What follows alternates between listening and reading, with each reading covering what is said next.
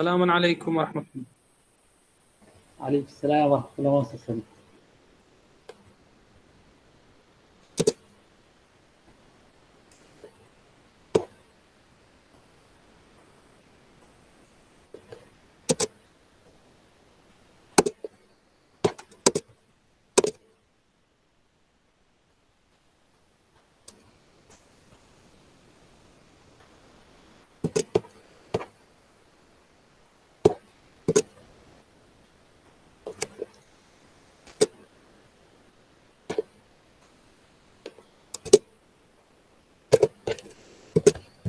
زور باش.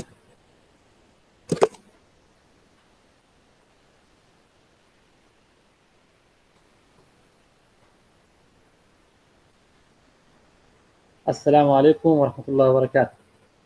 بخيراتني تاكا بريستان دكم بوس مناركم. I welcome you all to the Islamic greetings, which is Assalamu alaikum. It's lovely to see you all here tonight. My seminar is under the topic, as previous lectures I have been presented to the others, under the name Islamic System in International Relations.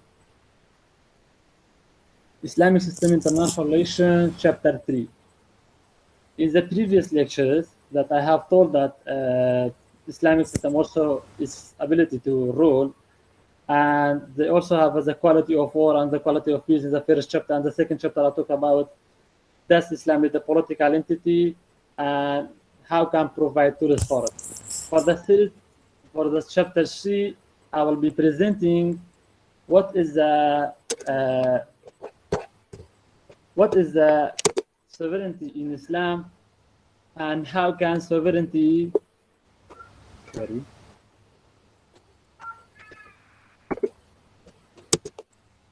what is the sovereignty of Islam and how can Islam make sovereignty, and what is the sovereignty in the view of Islam. So in the first slide, as it's clear, Islamic System International Relations, Chapter 3, and in the previous slides, that in previous lectures, I have been talking about بۆچی خۆی متعالی خۆی گەورە ئیسلامی لە بیابانێکنا سیستەمی سیاسی ئیسلامی کە من پێدا باسیەکەم ڕوونم کردو کە بۆچی خوا لەوێ ناردی هەر بە کورتی پێداچنەوە ڤیدیۆ چەکەین بۆچی خۆی گەورە ئیسلامی لەوێ ناری یەکەم جار دواتر لە پێم گوتن ئیسلام پێویستی بە قاوارەیەکی سیاسیە یاخودنا و ئەو ئامرازانە چی بۆ فەرهەمێنانی ئەو قاوارە سیاسیە. دەست لە سمینارەکەی ئەمڕۆمان بە کورتی بیاخود ئینشاڵڵا وڵاتین کورتی کەن تا بتوانین کات زۆر هەدەر نەدەین. لە سمینارەکانی ڕابردوودا باسی ئەومان کرد کە ئایا ئیسلام حکمەتەکەی لەوەیە کە خوای گەورە بۆ ئەوەی نار کە فەیلسوفێکی هەڵ نەکەوتووە بۆ ئەوەی نەڵێن پێغەمبەر لە فلان زانان لە فلان فەیلسوف ئەو سیستەمە وەرگرتووە. دوای ڕوونم کردو کە ئیسلام پێویستی بە قاوارەیەکی سیاسیە و ئەو ئەمرادەنە چین بۆ فەرهەمێنانی ئەو قاوارە سیاسیە. دواترش پێم گوتن کە authority belongs to Allah alone، کە حکم تەنها بۆ خۆی بڵێن حکم ئێمە لە ئیسلامدا شتێکمانێ پێڵێن دەسەڵاتی مەرکەزی بۆ خۆی متعالە کە ئەو یاسا شەریعەیەک دائنێت خەڵکیش لە ئیجتیهاد و عەقلی خۆیانە پێکۆشن بۆ بەرهەمێنانی یاخود جوانکردنی ئەو سیستەمە. لە سمیناری سێمان دێنە سەر sovereignty of law یان sovereignty of politics. بە کورتی کە باسی سەروەری ئەکەین دەویست سەرەتا بزانین سەروەری واتە چی. سەروەری ئازیزان پێناسیەکی گەلەگەلێک زۆری هەیە. بۆ منە دەچیان دەڵێن سەروەری واتە سنووری مافی وڵاتێکە، سنووری پارێزبەندی مافی وڵاتێک، هەندێکیان دەڵێن sovereignty واتە هەبوونی دەسەڵاتێکی گشتگیر. هەر یەکەی پێناسیەکی جیاواز و تەعبیرێکی جیاوازی بەپێی ئەزمموی خۆی بەپێی ئەوەی کە لێی خوێندێتەوە بەپێی ئەوەی تێگەیشتووە. بەڵام من ئەوەندەی کە بیرم بێ لە ساڵ پارنا پێرار مامۆستاهۆشان پێناتێکی زۆر جوانی sovereigntyدا. ئێستاش بیرمە پێناسیش زۆر جوان تعبیرش زۆر جوانی سەروەری کرد سۆڤێرنتی وتی سۆڤێرنتی ئەتوانین وەکو ڕۆح سەیری بکەین سۆڤێرنتی یەکسانە بە ڕۆح چونکە سۆڤێرنتی وەکو ڕۆح زۆر جوانە چونکە سۆڤێرنتی لەبینی شتێکە یان هەیە یان نییە سۆڤێرنتی ئەوە نییە بڵێ هەیە بەسکەمە یان هەیە بەڵام لاوازە ئەمان نییە تەنها لەبینی هەیە یان نییە ئەتوانێت ئەو دەوڵەتە بڵێن یان سۆڤێرنتی هەیەی یان نیتی وەکو ڕۆح ئەو لە شەت ئەتوان بڵێت ڕۆحی دەبەردە ئایا هەیەی یان نیتی ڕۆحی لەبەردا یان نا ناتوانم بڵێ ڕۆحی دەبەردا بەڵام ڕۆحی لاوازە یان لەبەر ناتوانێت بڵێ ڕۆحی لەبەردایە بەڵام ڕۆحەکەی کەمە بە هەمان شێوە سۆڤێرنتی لە ئیسلامدا لە ئەسڵ و ئەساسی بنەمای سیاسیدا بەو مانە ئەگەینێت اینجا بۆ ئەوەی دە سۆڤێرنتی بگەین کێستا وەکو بابڵێن وەکو ئەوەی کە پێناسە ڕوونەم کردەوە بۆ ئەوەی سۆڤێرنتیش بناسن کە ئایا ئەو دەوڵەتە ئەم بابڵێن سوارچێوە سیاسی ئایا سۆڤێرنتی هەیە یان نا سەروەری هەیە یان نا زانایان بە ئیجتیهادی خۆیان زانانی بواری سیاست بۆ منێکە چاوەکو محەممەد کەمال لەیلا کە کتێبەچێ بە ناوی ئیسلام و سیاسیە کتێبەکەی نزیکەی ساڵە 90ەکان دەری کردووە پێناسەش زۆر تقریبان چەند پابندێک دینی کە پێتە لە سۆڤێرنتیسیە بۆن مێکێک لەوانە دەڵێت سۆڤێرنتی بریتێ لە هەبوون دەسەڵاتێکی گشتگیر واتە دەسەڵاتێکی فراوان کە پێیوا بێت هەموو شتێک دەگرێتەوە یعنی تایبەت نیە بە شتێک دەسەڵاتی گشتگیرە هەموو شتێک دەگرێتەوە ئەوە خاڵی یەکەمە خاڵی دووەمیان سۆڤێرنتی بریتە لە دەسەڵاتێکی ڕەها و بێسنوور کە هیچ شتێک سنووردار ناکە ئەمان بۆ ئەوی بناسنە سۆڤێرنتیسیە ئایا بزانین کە وڵاتێک سۆڤێرنتی هەیە نا یەکەم بریتە لە دەسەڵاتی گشتگیر دوێم بریتە لە دەسەڵاتی ڕەها بێسنوور کە هیچ شتێک سنووردار ناکە سێمیان بریتە لە دەسەڵاتێکی بەردەوام واتە کاتی نییە دەسەڵاتەکەی بەردەوامە واتە پەیوەست نییە بە دەسەڵاتی حکومڕانی واتە تعبیراتی محەممەد کەمال واتە پەیوەست نییە بە دەسەڵاتی حکومڕانی یان ئەگەر هات دەسەڵاتی حکومڕانیش نەمینێ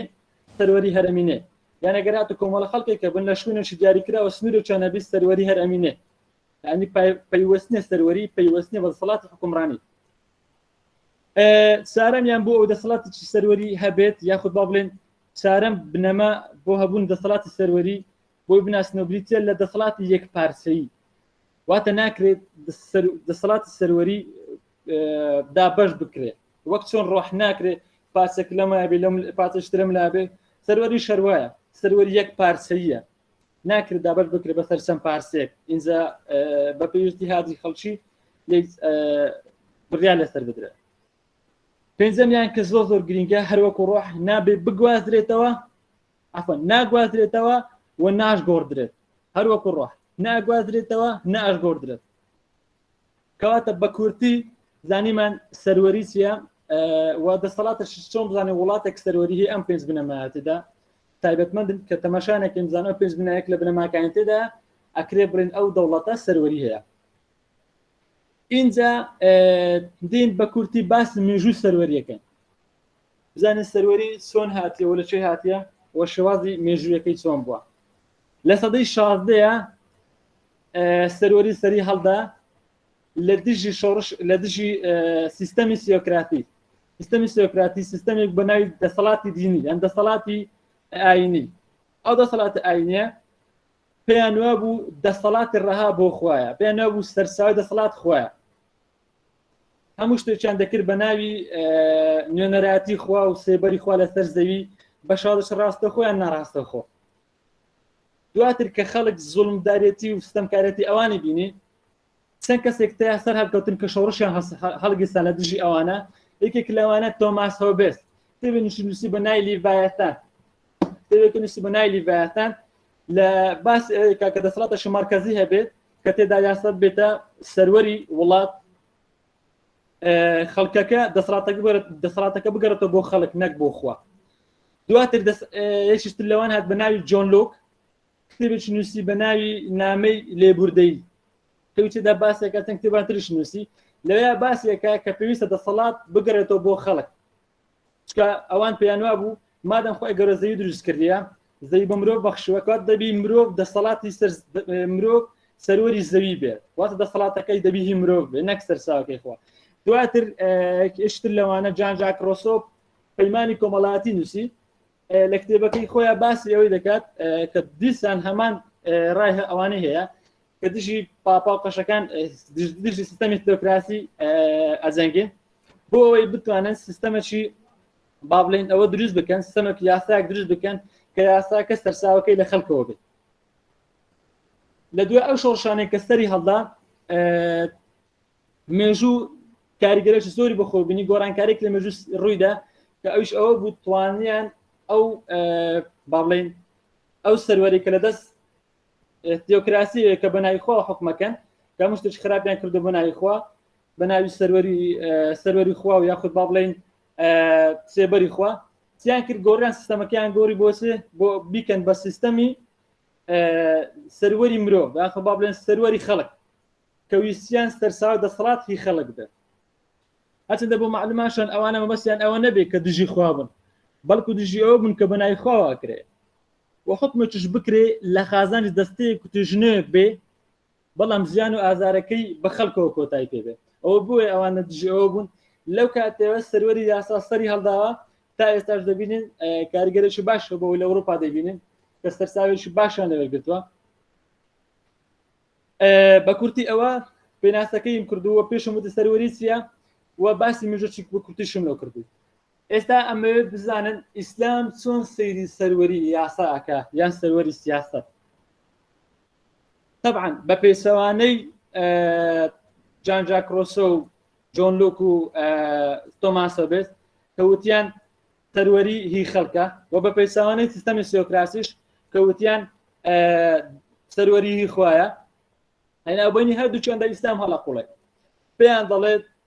سیستەمەکە لە لەوێنی هەردووچیاندا هەم سیستەمی خوا هەم سەروەری هی خەڵکە و هەم سەروەری خواشە سبحان الله ئەوەندەی دیقەتم ئیسلامدا بی نمونە زۆر جار خەتی ناوان ناوەڕاست دەکرێت ناوەڕاست بۆ منە کە باسی لەسەرەت لە سیناریەکەمیشمە باسی سیستەمی ئەوەم کرد شەڕ و ئاشتی وتم ئیسلام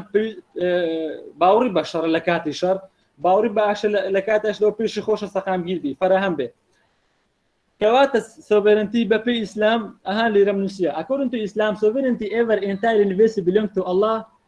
and alone. However, in Western though, sovereignty belongs to the person or a group of people. Because for the existence of the state, the compulsory or mandatory is concept of sovereignty is not verdicted or authorized in the Islamic society. Whatever between and the sky belongs to under the authority for Allah alone. ئەمە دەڵێن شەریعەت با بڵێن سەروەری هی خوا و شەریعەکەیەتی مەبەستمان چێ لەو قسەی مەبەستمان ئەوەیە خوای گەورە سەند یاسایەک و شەریعەتێکی بۆ ئینسان ناردووە ئەو شەریعەتانە پابەندکردن مڵزمن واتە لەژێر سای ئەو شەریعەتانەوە ئیسلام ئەتوانێت ئیجتیهادی تێدا بکات طبعا ئێمە پێم خۆشە سەرەتا ڕوونکەمەوە کە ئێمە سەروەری یاسامان هەیە سەروەری سیاستشمان هەیە ئیسلام لەوێ هەردووچیاندایە باوەڕی بە سەروەری یاسایە باوەڕ بە سەروەری سیاسیشە سەروەری یاسا وەک ئەوە سەرێکا کە هی خوا بێت سەروەری سیاسەتیش وەک ئەوە سەرێکا کە هی خەڵکە سەروەری یاسا بۆ نمونە ئێمە یاسایەکمان هەیە لە قورئان کە با بڵێن ئیجتیهاد تێدا ناکرێت گۆڕانکاری تێدا ناکرێت کە بۆ خۆیاتی بۆ نەو شتانەی کە وجودن بۆ نمونە هەبوونی ئینسان یان بۆ منەوە ئاەتانێک کە لە قورئان باسەکات بۆ منە سیستەمێک وەکو سیستەمی ڕاوێژ ئەو سیستەمە کە سیستەمێکە خوای گەورەنادی وەکو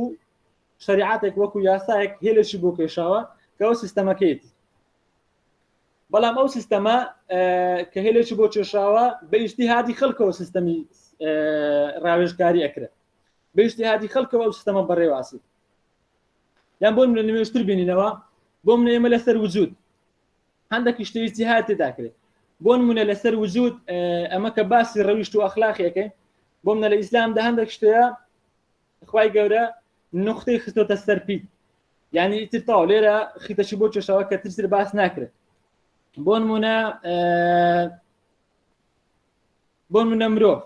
مرۆڤ ئەو مرۆڤی کە لە ساخی بەردی ناژیا لە دووسێ شتە گەڕاکەویش بریتی بوو لە خواردن و پۆشین و حەوانەوە لەتاش هەرەمانەوە مرۆڤەیە کە لە دۆ هەمان شت دەگەڕێت بەڵام بەس سەردەمەکە گۆڕایە واتەوە گۆڕانکاری تێدا ناکرێت مەبەستم لەوەیە مرۆڤ هەر مرۆڤی جارانە بۆ نمونە ڕۆژ ئەو ڕۆژەی کە نمونە چەندەها ساڵە خۆمان پێگەینی کە لە سەدەمی زێڕینیش لە سەدەمی بەردینیش با بڵێن سوودمان لێ بینی سەر شتوان سوودی لێ بینی ئەو شتانە لە قورئان باس کراون واتە مەرزومن پامەت یعنیش نەگۆڕن بەڵام ئەوانە ترکە مینێتەوە سەری جیهادی خەڵکی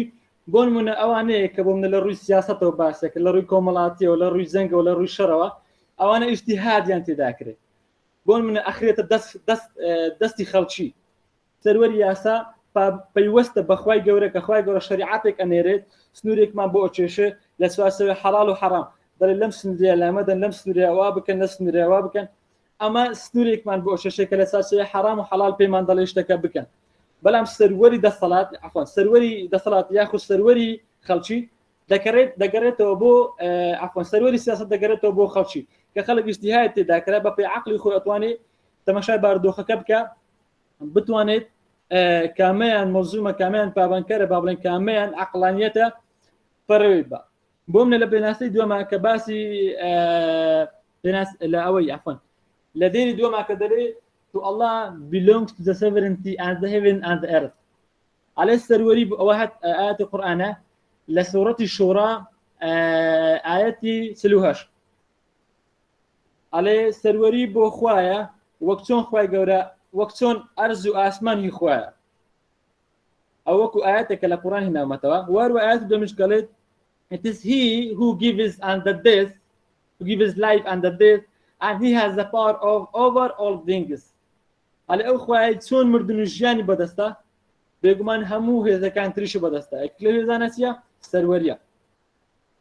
إن ظهر بكورتي نمونبو أو أقصاني كبكورتي دوباره كنا بونا بسمة لسروري رها خوا شريعتك تنيا أويا سروري ياسا واتا برنامج وحيك كخوانا بدتي بورا خصني جياني كومالجا ما مثلا أو برنامج وحيك كبصر بيغمبر أدا بزي بورا خصني جياني كومالجا بپیچن یاسایک لسواسوی حرام و حلال بلام سرورێک سنووردار کە بریتە لە سەروەری خەڵکی نمونە ئیجتیهاد تێدا کرێ لە سوارچەوەی ئەوەی بۆ نمونە مرۆڤەکان دەست و با بڵێن دەست و قاس نەبەستراون ئەتوانێت لە ڕوانگەی ئەو شریعەتێک کە خوای گەورە بۆ داناوی ئەتوانێت ئیجتیهاد تێدا بکەین بۆ نمونە ئەتوانین بەدەستی خۆمانە نمونە خوای گەورە پێمان دەرێت لە قورئانێ وشاورهم في الأمر يعني بومان ضليت يا أيها الذين آمنوا أطيعوا الله وأطيعوا الرسول وأولي الأمر منكم فإن تنازعتم في شيء فردوا إلى الله ورسوله بومن عليت خواي قوري عليت ولي أمرك دابنه ولي أمرك إما خومان دا يعني بدسي خومانه خواي قوري في مانا فرمسنوري كان بودانه على ولي أمرك دابنه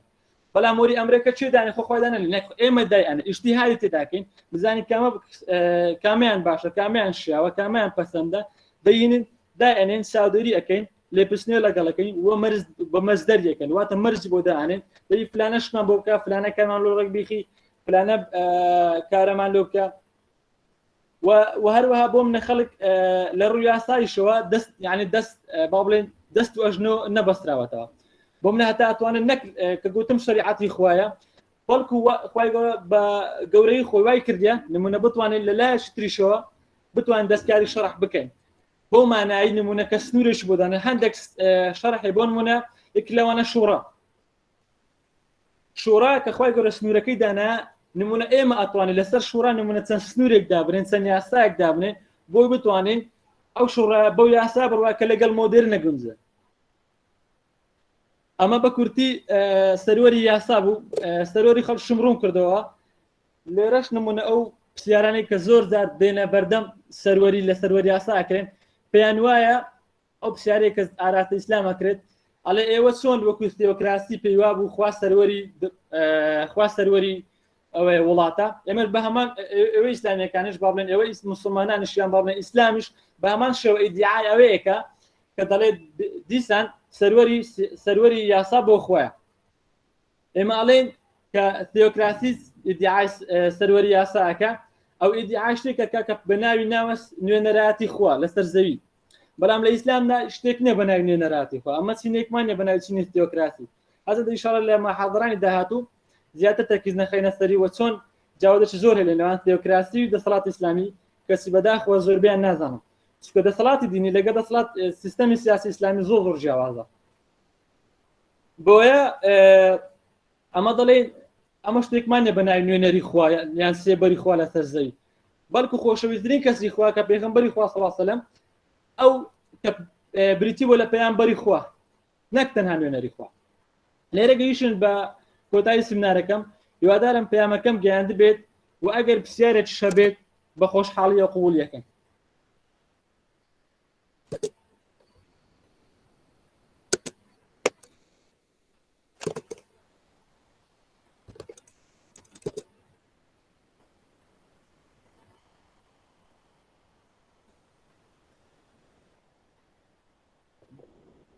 پرسیارێک گەر هەبێ نامەوێت لە کاتان بگرم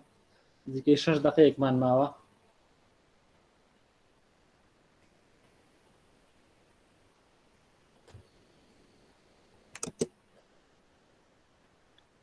كانت خوجة ما مصفى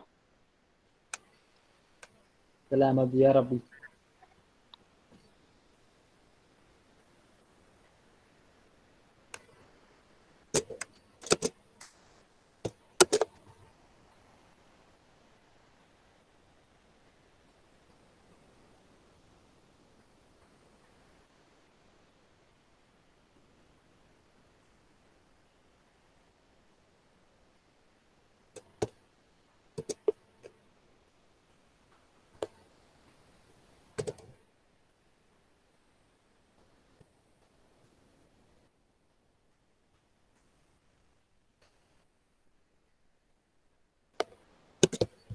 بەڵێ کاکرێ بنجا فەرموو گیانەکەم بەڵێ کاکە محەممەد دووبارە دەست خۆش بێ زۆر سوپاس بابەتێکە زۆر بە جوانی شەرح کرد زۆر بە جوانی شەرحت کرد دەست خۆش بێ دووبارە بەس پرسیارێکم لێرە بۆ دروست بوو لەسەر زۆر حەزەکەم کاکرێ بنجا فەرموو عزیزی منی براگیان مەبەستم لێەوەیە کە ئەتو دەڵێی سەروەری سیاسی یاخود سەروەری سیاست لە ڕوانگەی ئیسلامدا پرسیارێکی من ئەوەیە ئایا ئەگەر بکەینە سیستەم یاخود هەر ئایدیۆلۆژیاک بێت کە ئێمە زۆربەی سیستەمەکانی ترمان خوێند وەگە لە زانکۆشدا ئەو سیستەمە ئیسلامان بە تەواتی بە تەفاسیلی خوێندەوە بەس بۆچی نازانە پرسیارم لا دروست بووە ئەوەندەی سیستەمی ئیسلامی هەیە بۆ نمونە یەک مانفێستە ئەندی سیستەمەکانی ترە قابلی گۆڕانکاریە بۆ نمونە لەگەل بەرەو پێشچوونی جیهاندا هەموو سیستەمەکان یاسەکان گۆڕانکاری بەسەردا دێت مافەکانی مرۆڤی زیاتر تێدا چەسب دەکرێت بەس لەوەتەی بۆ نمونە لە سەرچاوەی ئیسلام کە دەڵێن قورئانی پیرۆزە قابلی گۆڕانکاریش نییە بەڵام لەگەل ئەو گۆڕانی دنیاەدا ئەو پێشکەوتنەدا بۆچی هەر پێمان وایە ئەو سیستەمە ڕاستە پێم شتێکی زۆر زۆر جوانەگەر بە کاملی تەطبیق بکرێت بەڵام هەر بە سابەتیش دەمێنێتەوە هیچ گۆڕانکاریکی تێدا نییە و ناشکرێت بەس تۆ پێت وایە بۆ نمونە هەندێک قانون تیایدا هەن ڕەنگە لە ڕووی مافی ئافرەتەوە هەندێک شتی ترە هەندێک مافی ترە ڕەنگە قابلی گۆڕانکاری خود بەرەو باشتر ببێت تۆ پێت وایە ئەم گۆڕانکاریانە هەندێک تێدا هەن کە قابلی بەرەو زیاتر بەرەو پێش بردنە دەست خۆشبی کاکەرە بێجان هەر ڕێگەم دە بە عەزیزە نابێت کەم کارەکە زۆر زۆر جوان بوو ئێستا نمونە یەکێک لەو شتانی کە من زۆر زۆر بە سیستەمە سیاسیەکەی ئیسلام سەرسامە بۆ نمونە دەبینن نمونە گەر تەماشا مێژوو بکەیت ئەو کتێبانەی کە لە مێژوو نووسراون یان ئەو شەریعەتانێک کە لە مێژوو هاتون تایبەت بن بەو سەردەمی ئێستا بۆ من ئەگەر کتێبەکەی ئەوەت خوێن بێتەوە کۆماری ئەفلاتۆن یان کتێبەکانی دیکە تەماشاکە ئەو کتێبەت تایبەت بۆ سەردەمی ئێستا ئەگەر بین ئەو ڕۆ تەبدیقیدان جێبەجێ بکەین بۆ سەردەمە ناشێت چکە تایبەت بەو سەردەمی یان بۆ منە کتێبەکەی میر ماکاڤێلی پرنس ئەتوانیت بەس ئەو کاتی ئەستاتوان بەس ئەزمموی لێوەرگرین وانە بەڵام شریعەتەکەی ئیسلامەوە بۆ منە زۆر پێسەیرە نمونە خوای گەورە هەندێک شتەیە لە قورئاندا نقطەی خستۆتە سەرپی واتە بە تەفاسیلی باسی شتەکەیەکە ها بۆ منە وجودیەت یان بۆ منە وەکو باسم کردە بۆ منە مەسەلەی دەستنوێژ یعنی ئەندێک مەسەلەیە کە دوای ئیشکال لێ دروستە بی اجتهاد تێدا ناکرێت مەزەل تێیان نامینێ خوای گەورە بە تەفاسیلێت باسی کردیا بەڵام هەندێکشی تریشەیە بۆ منە خوای گەورە باسی نەکرد ینی بەس هێلەشی گشتی بۆ چێشاوە ئیتی بۆ ئێمە زێشتەوە سکۆ دەیزانی خوای گەورە لەگەڵ تێپەربوونی زەمەندا شتەکە گۆڕانکاری بەسەردادێ ئێستا بۆن منە وجودیت بۆ منە ئەخلاقیەت یان بۆ منە ڕەوشت بۆن منە دادوەری هەممان دەزانێت شتێکی باشە هەر لە قەدیم باب و هەر ئێستاش باشە بۆ منە زوڵم هەممان دەزانێت شتێکی خراپە هەر لە قەدیم خراپە و هەروە هەر خراپش دەبێت منە درۆ شتێکی نەشیرنە شتەکە ئەو شتانە گۆڕانکاریان بەسەر نایەت بەڵام سیاست کۆمەڵایەت بۆ منە کۆمەڵگا با بڵێن دەرونیەت یاخود هەر شتێک لەم بابەتە ئاشتی شار یان بۆ منە ئەو ئەسلحانەی کە لە جەنگا بەکاتێت گۆڕانکاریان بەسەردادێت بۆیە خوای گەورە نقطەی نەخستۆتە سەرپیت یعنی بەس هێلێکی گشتی بۆ چێشاوە بۆ منە لە سمینار دەمش ئاماژەم پێدا بۆ منەگەر تەماشای سیستەمی یەک لە سیستەمەکانی دادگەری بکەن بۆ منە خوای متعالی کە بەفەرمێت بۆ منە ئەوێت دادگەر لە کۆمەلگا بچەسپێنی بۆ منە ئەو دادگەرێکە لە کۆمەلگا چەسپێندرێت شێوازەکەی زۆر ئاسانە بۆ نمونە پێت دەڵێ ئامانزەکەی بریتە لە چەسپاندنی دادگەری بەڵام ئامرازەکانی کێشە نییە بۆ منە لە قەدیم بۆ نمونە شمشێر بەکاردا تیر بەکاردات بەس ئەمڕۆ بۆ ئەوەی دادگەری بەسەر کۆمەلگا بچەسپێنین بۆ منە کامێرای سکیوریتی بەکاردێنین سۆفت پاوەری بەکاردێنین هارد پاوەری بەکاردێنین بۆ منە ئەسەندەک ئەو چەکانی کە ئێستا باوەن بەکاردێنین بۆ منە مەبەستەکەم بۆ ئەوەی مەبەستەکەمان بکێشین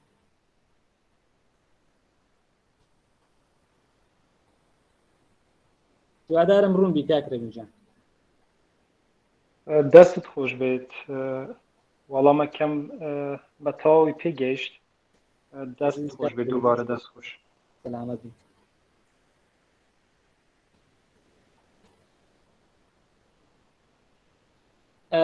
ئەوە نزیکەی 9:30 وا خەریکە لایەدا